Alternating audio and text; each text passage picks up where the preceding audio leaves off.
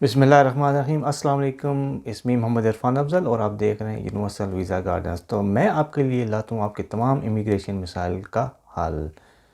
तो जिन दोस्तों ने इस चैनल को सब्सक्राइब नहीं किया उनसे रिक्वेस्ट है कि काइंडली इस चैनल को सब्सक्राइब करें, लाइक करें, शेयर करें ताकि हमारी कम्युनिटी में इजाफ़ा हो। आज मैं बात करूँगा कि यूके में आप लोग कैसे सियासी पनाह की दरख्वास्त दे सकते हैं, या इंग्लिश में से कहते हैं कि आप कैसे असाइलम अप्लाई कर सकते हैं। तो असाइलम अप्लाई करने का एक बेसिक क्राइटेरिया है, और वो क्राइटेरिया सेट किया है यूनाइटेड नेशंस ने। उनका कन्वेंशन है 1951 में आया था, आर्टिकल 1 है उसका, रिकग्निशन ऑफ रिफ्यूजीज़ के बारे में। तो उसके तहत अगर तो आपको ख़तरा है जहाँ आप रह रहे हैं, आपकी नस्ल को ख़तरा है, आपको मज़हब की वजह से, कौमियत की वजह से, जिन्स की वजह से, शनाख्त की वजह से, या किसी सियासी हवाले से आपकी ज़िंदगी को ख़तरा है, तो आप किसी दूसरी कंट्री में जाके असाइलम अप्लाई कर सकते हैं।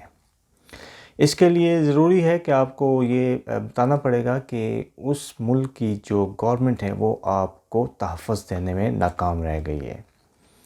तो उसके तहत जैसे ही आप एयरपोर्ट पे आते हैं तो पहली फ़ुर्सत में ही आपने इसके लिए अप्लाई करना है, यानी कि एयरपोर्ट के ऊपर ही आपने, जैसे ही इमिग्रेशन ऑफिसर से आपकी मिलेंगे तो आपने बता देना है कि आपने असाइलम अप्लाई करना है। तो अगर आप ऑलरेडी यूके में रहते हैं तो जैसे ही आपको ये अंदाज़ा हो कि आप वापस अपने कंट्री नहीं जा सकते इस वजह से, तो आपने होम ऑफिस को इंटीमेट करना है और असाइलम की दरख्वास्त दे देनी है।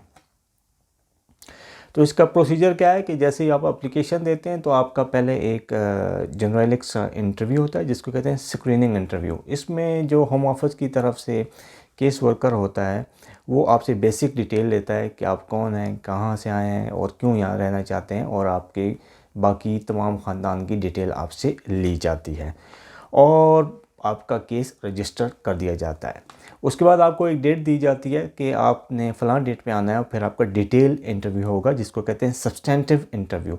इसमें आपसे बहुत ही डिटेल इंटरव्यू आपका होगा जिसमें तमाम किस्म की इंफॉर्मेशन आपसे ली जाएंगी, आपकी लाइफ से मुतल्लिक, आपके फैमिली से मुतल्लिक, और जिन लोगों से या जिस कौमियत से या जिस कम्युनिटी से आपको ख़तरा है उनसे मुतल्लिक ली जाएगी, और आपसे तमाम एविडेंस भी मांगी जाएंगी।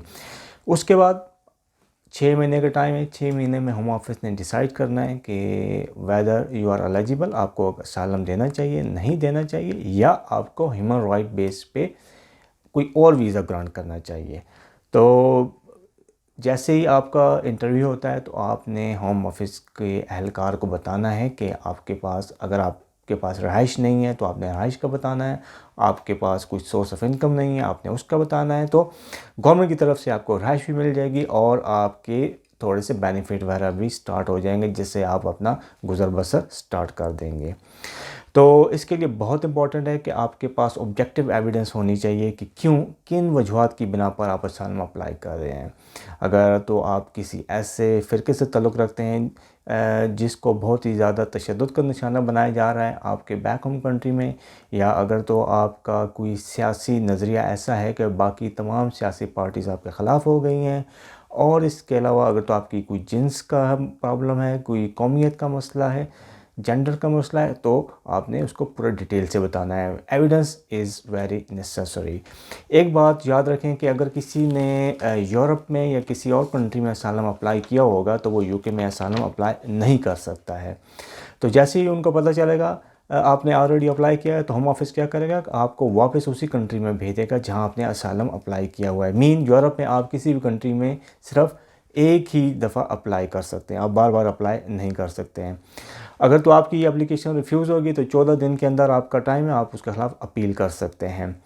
अपील फिर कोर्ट में होती है, फिर केस चलता है, लंबा टाइम लगता है। इस दौरान अगर तो आपके कोई सर्कमस्टांसेस चेंज हो गए हैं, सर्कमस्टांसेस चेंज हुए हैं, तो आपने होम ऑफिस को इंटीमेट करना है कि हमारे सर्कमस्टांसेस चेंज हो गए। लेट्स से आपके बच्चे हो गए हैं, वो बड़े हो रहे हैं, स्कूल पढ़ रहे हैं, या और आपने अपनी लाइफ को यहाँ पे बहुत ज़्यादा सेटल कर लिया है, बिज़नेस स्टार्ट कर दिया है, या कुछ और कर दिया है, तो आपने होम ऑफिस को बताना है। तो ये एक फर्दर एविडेंस के तौर पे शामिल कर दिया जाएगा और इसकी कोई फ़ीस भी नहीं है। सबसे अच्छी बात यह है कि फ़र्दर एविडेंस के लिए आपको अपॉइंटमेंट बुक करानी है लिवरपूल में, और आपने वहाँ जाके केस सबमिट करवा देना है विदाउट एनी कॉस्ट। अगर आप नया केस डालेंगे तो उसकी आपको फ़ीसें भरनी पड़ेंगी। अगर आप बच्चों की बेस पर नया केस डालते हैं तो एक बच्चा हो और एक माँ बाप हो तो कम से कम आपके 2,500 से 3,000 पाउंड ख़र्च हो जाएंगे। लेकिन अगर आप इसी में फ़र्दर एविडेंस का केस डाल देते हैं तो आपकी फ्री ऑफ कॉस्ट जाएगी। तो इसको आपने इसके तहत अप्लाई करना होगा। स्ट्रेट फॉरवर्ड प्रोसेस है। पहला interview basic, second interview substantive with all evidence आपकी ली जाएंगी, फिर उसके बाद आपका फ़ैसला हो जाएगा। इसके लिए जो अच्छी है बात होम ऑफिस के लॉज में, इमिग्रेशन में, वो ये है कि आपको ये लोग एकोमोडेशन भी प्रोवाइड कर देते हैं, और आपका गुज़र बसर के लिए आपको एक हैंडसम अमाउंट भी दी जाती है ताकि आप अपना गुज़र बसर आसानी से कर सकें। मीन कि आपको बेजारों मददगार नहीं छोड़ा जाता। तो आप देख लें। अगर तो इसके अलावा भी आपको कोई क्वेश्चन है तो मुझे बताएं, कमेंट्स में क्वेश्चन करें, मुझसे पूछें, मैं आपको गाइड करूँगा। तो आई होप कि आपको ये वीडियो अच्छी लगी होगी और आपने इसको समझ लिया होगा कि कैसे अप्लाई करना है। तो मिलते हैं नेक्स्ट वीडियो में। तब तक के लिए मुझे इजाज़त दें। अपना और अपने इर्द गिर्द लोगों का बहुत ख्याल रखें और मेरे चैनल का भी। Thank you.